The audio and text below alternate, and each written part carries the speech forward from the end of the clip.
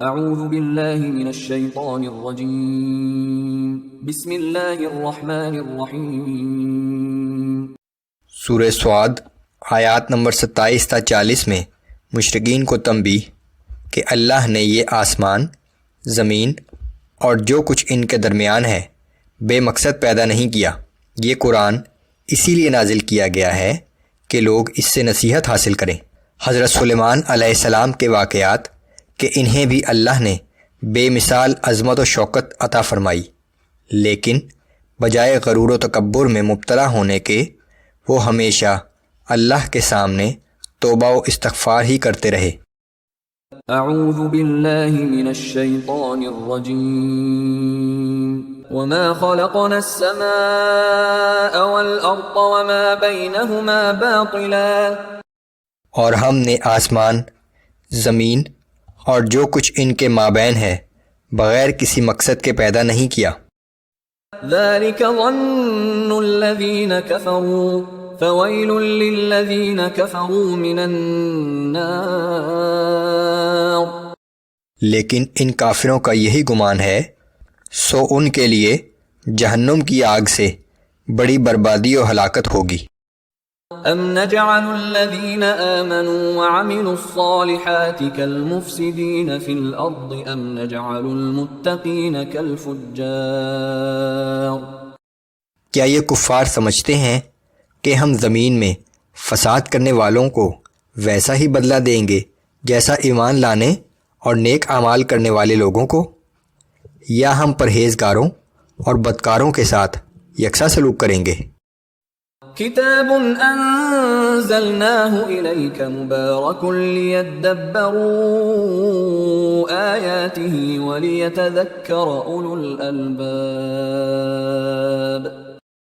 یہ قرآن جو ہم نے آپ پر نازل کیا ہے یہ ایک بہت ہی بابرکت کتاب ہے، اور اس کا مقصد یہ ہے کہ لوگ اس کی آیات پر غور کریں اور اہل دانش اس سے نصیحت حاصل کریں۔ وَوَهَبْنَا لِدَاوُودَ سُلَيْمَانَ نِعْمَ الْعَبْدُ إِنَّهُ أَوَّابٌ، اور ہم نے داؤد علیہ السلام کو سلیمان علیہ السلام جیسا بیٹا عطا کیا، وہ ہمارا بہترین بندہ اور کثرت سے اپنے رب کی طرف رجوع کرنے والا تھا۔ اذ عرض علیہ بالعشی الصافنات الجیاد، اور سلیمان علیہ السلام کا وہ واقعہ قابل ذکر ہے جب شام کے وقت ان کے سامنے اصیل تیز رفتار گھوڑے پیش کیے گئے۔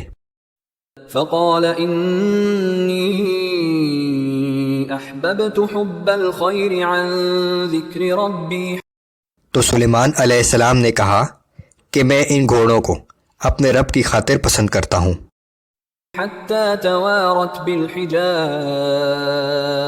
ردوها علی، یہاں تک کہ وہ ان کی آنکھوں سے اوجھل ہو گئے۔ انہوں نے حکم دیا کہ ان گھوڑوں کو دوبارہ میرے پاس لاؤ۔ فطفق مسحا بالسوق والاعناق، پھر وہ ان کی گردنوں اور پنڈلیوں پر ہاتھ پھیرنے لگے۔ وَلَقَدْ فَتَنَّا سُلَيْمَانَ وَأَلْقَيْنَا عَلَى كُرْسِيِّهِ جَسَدًا ثُمَّ أَنَابَ، اور ہم نے سلیمان علیہ السلام کو ایک آزمائش میں ڈالا اور اس کے تخت پر ایک جسد لا کر ڈال دیا۔ پھر سلیمان علیہ السلام نے فوراً اللہ سے رجوع کیا۔ اس جسد کے ذریعے سلیمان علیہ السلام کو بھی ان کے کسی غلط عمل کی نشاندہی کرائی گئی۔ قال رب اغفر لي وهب لي ملكا لا ينبغي لأحد من بعدي إنك أنت الوهاب، اور انہوں نے دعا کی کہ اے میرے رب میرا قصور معاف کر دے اور مجھے ایک ایسی سلطنت عطا فرما جو میرے بعد کسی کو میسر نہ ہو، بے شک تو بڑا ہی عطا فرمانے والا ہے۔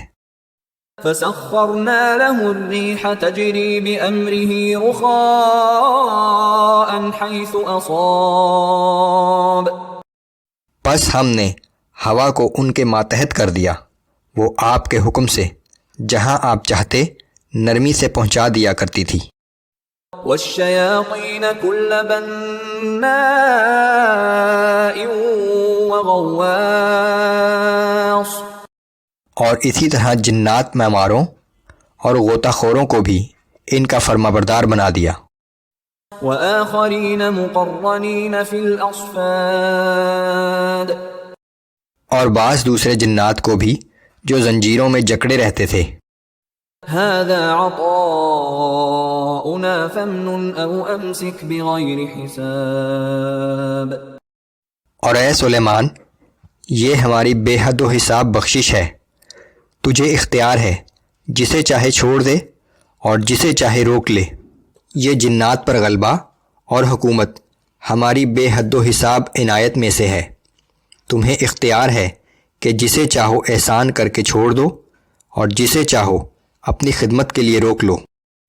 وَإِنَّ لَهُ عِندَنَا لَزُلْفَىٰ وَحُسْنَ مَآبٍ، اور یقیناً ہماری بارگاہ میں ان کے لیے بڑا بلند مرتبہ اور اعلیٰ مقام ہے۔